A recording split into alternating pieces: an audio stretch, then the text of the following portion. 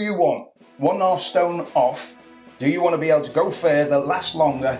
It is long-term goals. This is long-term, slow, chipping away lifestyle choices. You were in the 9th Squadron boxing team. You were running PT for the B Company students. Company, yeah.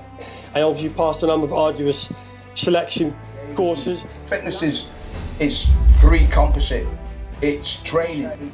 As I went through my career, the soldier's fitness was putting a pack on and running, you know, and carrying load. And what I probably neglected most of my younger career, if you like, was strength training.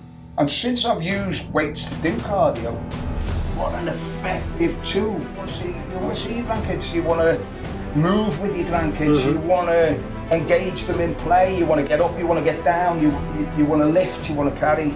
You know, the next generation, they're going to have me here in good shape. Yeah. Now, for those people who don't know Nick, he spent 38 years in the British Army Infantry.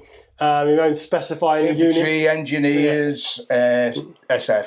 Yeah, exactly. Most of that was spent in Special Forces. Yeah. Maybe you can explain where we are right now. Okay, this is my gym. This is my lockdown project. If you remember back in 2020, we were all locked down with very little to do. I was doing a few weights on the patio and doing a little bit of fitness, and the weather was amazing. And I remember thinking, this is great. I'll do this. And then I thought, well, what happens in November? What happens in December? And I thought I'm going to have to build some kind of shelter. So originally it went up as a shelter. Very quickly turned into a project which I spent almost every working hour for about 3 months. If you remember, the shops were difficult, the shopping was difficult, meeting people, but the thing that was still going was the building trade. So I was able to get deliveries and I was able to get stuff. I bought the tools bit by bit. I've got a family member who's a builder. He didn't exactly, he put the floor in for me, and he put the roof on for me. But what was happening was I would go to him and say, right, what's the next job? And he taught me through how it had to be done, and then I'd go away and do it, and a week later or whenever it was complete, I'd say, right, what do we do next? And yeah, it sort of evolved into a space where I could do training. I've got a HIIT corner, a high intensity training corner. I've got a warm-up machine, which is a rowing machine. I've got a walking, running machine. I've got numerous free weights. I've got a chin bar. The floor is reinforced concrete, so it's really it's quite good. It's got the electrics, it's got the dehumidifier, and it was probably the best health investment that I think. Well, you're looking great shape because you're in your 60s, right? 65, 66 this year.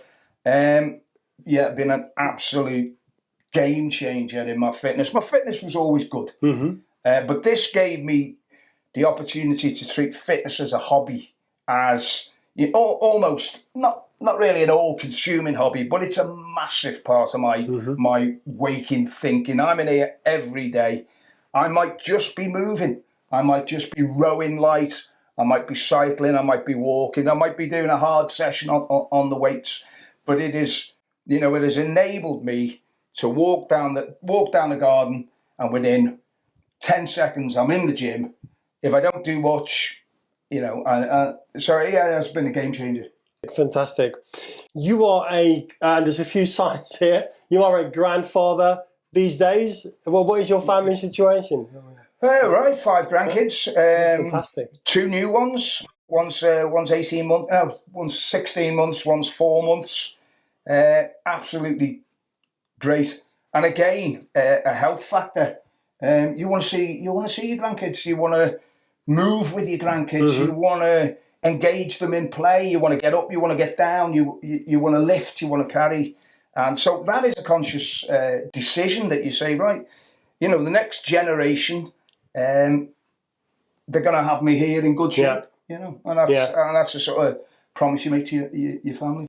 And of course, fitness was also a big part of your military career, where you were in the 9th Squadron boxing team early on. Yeah. You were running, as you said in the first video, you were running PT for the P Company students. Company, yeah. Fantastic. And obviously you passed a number of arduous selection courses. Neither of us are in our 20s anymore. I'm in my 50s, you know, I'm sort of getting on to mid-50s. Compare the way that you approached fitness back then and more recently. How has your training philosophy sort of changed? You know, it's kind of funny, really, because in all honesty, it's not a lot different. Right. You know, fitness is fitness, and how you achieve that is pretty similar. I remember going into my PTI course, and I think the first lecture they gave us was fitness is three composite. It's training, it's resting, it's nutrition. And that hasn't changed really. But I think now as you get older, there's a bigger factor to fitness, and that's health. Yes. And that's psychological, that's mental. And so now what I do the three tenets, the nutrition, the training, the resting. But in addition to that, I weave into that all the health aspects that I can possibly do. You know, nutrition in a way is the fundamental. You know, whereas when you were younger, you could get away with poor nutrition much better than you get away with poor nutrition in your mid-60s. Yes. Yeah. So really, it's not trained. I mean, it changed. I don't do the mileage. I mean, as a youth, somebody once told me, and it wasn't a bad bit of advice. They said, "You take care of the heart and lungs, and the rest will look after itself." And certainly for the type of fitness I needed, the soldiering fitness, it was about stamina. It was about endurance. It was about, you know, you could keep going. You could carry your body weight. You were strong enough to carry your kit, and you could stay mentally alert and things like that. But I think what I probably neglected most of my younger career, if you like, was strength training. And I think strength training has been much more studied now. I don't know whether it was studied, but it's in focus, and everybody knows a bit more about the importance of strength training and things like that. And it's absolutely right. But that's not to say that I would never only strength train. You know, but strength. I remember a guy in the army who he once said, he said, why don't you do more strength training? I said, I do cardio. I'm a cardio guy, you know. And he said, you can do your cardio with your weights. And that kind of stuck. And it was on, you know, in the back of my mind. And since I've used weights to do cardio, what an effective tool weightlifting is for cardio. Absolutely superb tool for cardio. Yeah, is it? Because it also throws in the strength, so you're killing two birds with one stone. Yeah. I used to think if you were pumping iron, you were neglecting your cardiovascular system. Yeah, absolutely. You do 12 bodyweight deadlifts, and you tell me your heart and lungs aren't working like a demon. You know. That's interesting. My wife was always telling me that because which is funny for a woman, but she actually prefers the strength training. Yeah. Also because bone density in men and women is different. And as you age, women need to be careful that they keep their bone density up. Yeah. So she was actually recommended, because she's reasonably petite in frame, to do strength.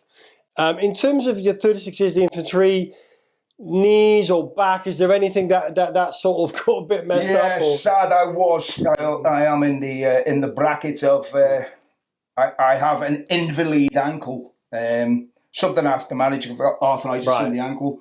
Again, listening to people in the old days, your knees are going to go, you do so much hill work and this. And I always kept my eyes on my knee, and I always thought, as soon as I see signs that the knees are not shaping up, I'll do something about it. And what seemed to happen is the ankle has crept in, and in the past 3 years, it has become somewhat hard to work with. But it's manageable, and that's what I've got to do. I've got it. The doctor said it doesn't get better as a rule, so it's all about management. How do I manage it? Well, by what you see around you in the gym. The big factor, my main tenet, if you like, for fitness, is motion. you know, whatever sort of motion. I've looked on the internet recently and there's a lot of this stuff coming, you know, you're an old guy, do Tai Chi. And I'm sure Tai Chi is absolutely great, but you tell me what Tai Chi would give you that a rowing machine wouldn't give you, or a HIIT session wouldn't give you, or a mixture of a rowing machine, a HIIT session, a weight session, a walk, you know. So what I'm saying is, somebody who tells you that this is the be-all and end-all, I would say, in my opinion, and it is only my opinion, no way, you know, unless you are a specialist performer, you know, you perform as an athlete or something, then, you know, it's multitask, you know, it's a little bit of motion, a little bit of everything, Well, it's interesting. I always used to have knee issues. If you look at my earlier videos, you can see I'm almost limping. The more load-bearing stuff I've done, the better it's got. Because I've actually built the strength up. Now my left knee is as good as the right one. Whereas 20 years ago, I had a, what's it called? I broke one of the ligaments. Ligaments. Well, I tore it. And I had an arthroscopy and then sort of cleaned it up a bit, but I struggled for years. Now I can't tell the difference between my left knee and my right knee. They're both fine. Now, there is gym fit, there is soldier fit, there's various kinds of fitness. There are people who run ultra marathons, they're all different types. Has the physique of the British infantryman, as you've seen it, from joining in 83, through the 90s and the noughties and the 2010s, have you seen the British infantryman's physique change at all? It is doing, and it's changing very much in line with what we've just been talking about. It is strength now. People are much more aware of the benefits of being, you know, physically powerful, able to lift, able to carry. You know, it makes the life a little bit easier. It comes at a cost. You know, if you're bigger and stronger, you require more nutrition, more input. You know, which you need to carry into your mission. Which you've got to carry. You've got to feed yourself. You know, I've seen some big boys run out of steam. You know, literally. You know, been in it sort of, working on fumes. You know, they had nothing in them, and they faded. And I've seen big, strong fellas that, you know, my hero has gone down and he's completely wiped out. And yet, you know, you feed him up and he'll be back to. If people are seeing the benefits of strength, equally, I mean, in my day, I would say, as I went through my career, the soldier's fitness was putting a pack on and running, you know, and carrying load, and that was it, and that was the one size fits all, and you got it. And you know, we were all, so if you were in soldier shape, you were down at your fighting weight, and you were, you know, carrying no spare, and so on. Nowadays, lads are seeing the internet. We've got the constant feed of fitness advice and stuff like that, and they're feeding into it, and so definitely strength is more of a factor. Individual muscle strength and whatever. I can see the demographic of the viewers and their age and things like that. So most, I'll be honest with you, and the younger guys are very, very welcome. But the majority, if I'm going to be honest, is a sort of 40 plus, 50s, 60s, and beyond. For those watching that are sort of getting back into fitness or maybe let themselves slip, what is a mistake that you might see guys make when they try and get fit again? I think those sort of things. I mean, I'm not an expert. I've let my fitness decline from time to time in my life. It's nutrition. Nutrition is the real. That's where I struggle the most with my fitness. I find no problem getting in and doing a hard session. What I do find a problem is avoiding, you know, the poor choices with nutrition. Easy done, and I'm sure. But I would say if you can constantly, you know, and also, even though we're getting older, you know, we've got bags of time to get this right. We don't need to be in 26-year-old shape in a month's time. No, we can set ourselves a 5-year target. You know, we've lived lots of 5 years, so we know that they go quick. You know, so I built this gym in the lockdown 5 years ago. If you gone back to that point and I said, where would you want to be in 5 years, allowing for aging, I'm absolutely, you know, this is exactly what I would have set myself as a target. So first of all, in my opinion, I don't want to come across as any kind of expert, but it is long-term goals. This is long-term, slow, chipping away lifestyle choices. So get your nutrition sorted. Think about your nutrition. Don't try and fix it overnight. Aim 5 years, 2 years is good. It's an excellent target to be different in 2 years. You remember being a youngster, and 2 weeks was too long. Yeah. 2 years is absolutely if someone said, do you want 1.5 stone off? Do you want to be able to go further, last longer, lift more? You take it. And that 2 years will be over tomorrow. So nutrition, and then big factor is motion. Move, keep the joints going, keep the muscles perfused, keep the nerves innervating. Find yourself simple things that you can do. If you can still walk, if you're lucky enough that you can still walk, then walking's fantastic. If you can run, jog light. I wouldn't say pound the roads, but I would love to be able to jog light. It would, there is very little bang for your buck that you will get from running, or that is better than running. Yeah.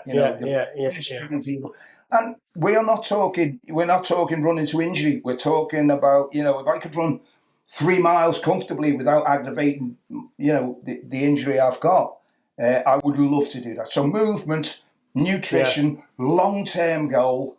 And if you think 2 years, 5 years is too long, well, you've just got to be a bit more structured, a bit more committed. You've got to be structured. You've got to be focused. You've got to be consistent. You've got to be targeted. You've got to give yourself goals. And if you don't match goals, then look at how far towards the goal you've got, and that and say that's a goal achieved. I didn't get where I wanted, but I'm better than I was. So then it's like when you're navigating in a White House. You set your bearing on the furthest stone you can see. So and then you work towards that, and then you set your bearing again, and that's what you can do with your goals. I've seen you. But have I been to the weekend night? I think I've been twice now. I've lost count, but you're always there, de-essing effectively. Well, starting point usually. Yeah, so that's a great example, isn't it? When you see people of all ages, absolutely, training for that event. So for those people watching, there's various videos on the channel. There's another one in May. I'm the older guy in the fitness. Yes. I say, not an expert, but I am fit and I am an older guy. So things that have worked for me is setting yourself challenge. But it's also the complete package. I mean, I've got lots of hobbies. And I've got lots of social connections, and I do lots of other things than fitness, which support the fitness. If you're a member of clubs, if you have a social circle, and you have a social circle that is not focused in the pub, it is focused with doing something. I think all that improves your fitness. Having long-term goals. I did say long-term goals before, I know, but I mean long-term ambition, if you like, aspiration, rather than just my goal is to lose 1 kilogram or 2 kilograms by next year. Sort of things that you want to get done in your life, which will give you outside focus. So, the other thing with structure is if you let your life lack structure. I don't know, some of us guys might be retired. I'm not far off retiring, but I am very aware that without structure, I know as a school teacher, I get six weeks off in the summer holidays. And what you find yourself doing is you say, well, I'll do that. And then it'll come to the day and you feel, a bit achy, I'll do it tomorrow. It's okay, I've got time tomorrow. And before you know it, the structure is slipping, whereas I still work. And if I didn't work, I would have to put some other kind of structure in, which I noticed that when I'm back at work, I haven't got that luxury of saying, well, I can do it some other time. So I do it. And it's double-edged. It's nice to have the luxury of saying, oh, I'll do it tomorrow. But equally, it's not so nice because you might not do it tomorrow and there you've missed 2 days of opportunity. You know, so obviously don't waste time. Yeah, no, I couldn't agree more. I remember in the military where you would get lads who, I say, how's your fitness? Oh, it's not so good at the moment. Why not? Oh, well, I got a knee injury, I got an ankle injury, I got a back injury, whatever. I said, so what have you done to fix that? Oh, no, I'm just waiting for it to get better. Okay, you've got to find other things to do. If you can't run because your ankle's bad, then cycle, row, walk, chin up, whatever it takes. It's finding alternatives to keep motion and lotion in the system. There's no excuse for allowing yourself to be unfit, if that's what you don't want. If you're happy to be unfit, I'm not preaching to anyone, but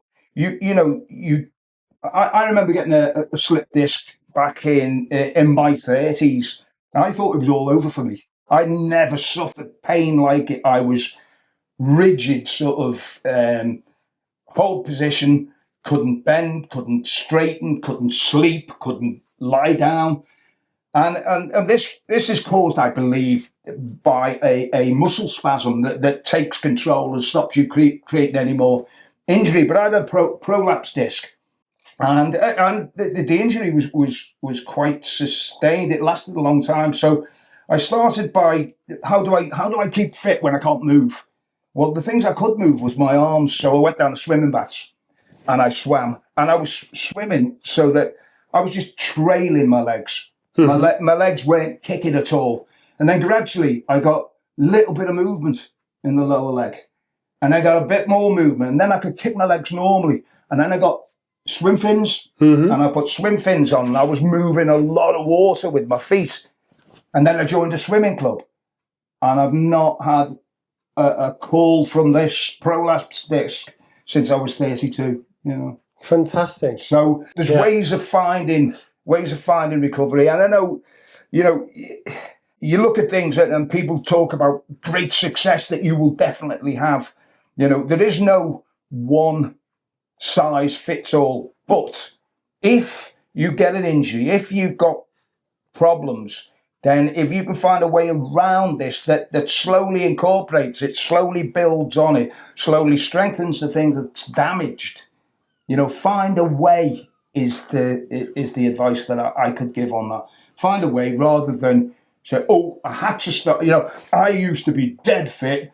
I was in all the football teams, and then I sprained my ankle, and that's why you see me now at 25 stone, and you do hear it. Well, you sprained your ankle, so why didn't you swim? Why didn't you row? Why didn't you cycle? Why didn't you do gymnastics? All of those things would have kept you fit for the time that you needed to recover the injury. And if you've got a debilitating injury where the prognosis is not good, keep everything else in good shape and work that as much as you can, so that you don't fall apart in association with the injury. I've got arthritis in the left ankle. You've got to manage it, but you've got to work it as well. You've got to work it almost like you haven't got arthritis, and it is it is painful, and it is painful most of the time. But you know what? You can forget about the pain and get on with your life and the other things you're doing. Yeah, right, guys. If you've enjoyed that, please like and subscribe. Okay, this is a hobby channel. There's no super thanks. There's no paid memberships. All I ask is that if you have enjoyed it, that you do like and subscribe, so I can keep having conversations like this. And thanks very much for that, Nick. And I always sign off in the same way. See you in the hills.